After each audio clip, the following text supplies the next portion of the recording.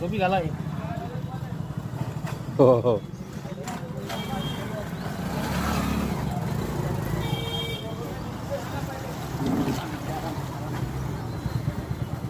तर दरवर्षीप्रमाणे आपण राष्ट्रसंत तुकडोजी महाराजाची मोठ्या उत्साहात करत असतो पुण्यस्थिती. पण मला सांगा 8-10 वर्ष झाली पिकले का शेती. विधवा होऊन राहिल्या बाया आत्महत्या करू राहिला. पतीन किती खराब आहे या शेतकऱ्याची परिस्थिती. कशा कशा बिमाऱ्या निघाल्या त्याची माणसाला लागून राहिली भीती. इकडे डॉक्टर म्हणते खा पालक मेथी. नदीले पूर नाही येऊन राहिला भेटते का तुम्हाला त्याचा रेती. आणि खेड्यापाड्यात जावं तर कुठे चालू आहे महाभारत रामायण पोथी. डोळ्यानं तरी दिसते का तुम्हाला आता गळीची पांढरी माती. सर्व विसरले तुम्ही नाती गोती फक्त मोबाईल राहिला तुमच्या हाती. राष्ट्रसंत तुकडोजी महाराजांना ग्रामगीता दिली होती तुमच्या हाती. ध्यान प्रार्थना करता राती तरच होईल या गावाची उन्नती.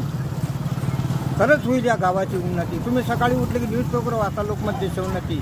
त्यात तुम्हाला 10 मिनिटं भेटते शांती. आणि जास्त जर दारू पेसाल तर त्याने होते वांती.